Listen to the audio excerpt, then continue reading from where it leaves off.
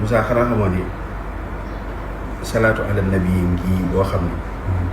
sa bëgg yàlla sa bëgg yonent bi sallallahu alayhi wa sallam sa mucc àdduna ak bu alaxira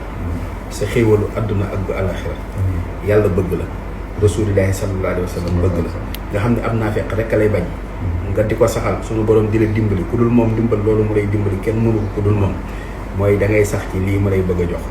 lu tumuranke la nag loo xamante ni doo ko dégg fu bari mooy sallallahu ala muhammadin al mawsuufi bil karami wal juudi sallallahu ala muhammadin al mawsuufi bil karami wal juudi sallallahu ala muhammadin al mawsuufi bil karami wal juudi nga koy def 92 heures boo jullee wala nga di ko def 333 suba ngoon wala nga di ko def 1000 par jour sunu borom dana la dimbali goo xamante ne ku dul yàlla mënoo ko. wasalaamualeykum wa rahmatullahi taala wa barakaatu. waxuma kenn it mu bàyyi allahumma salli alal mawsuufi bil karami wal juudi waaye mën ngaa boole ñaar yëpp.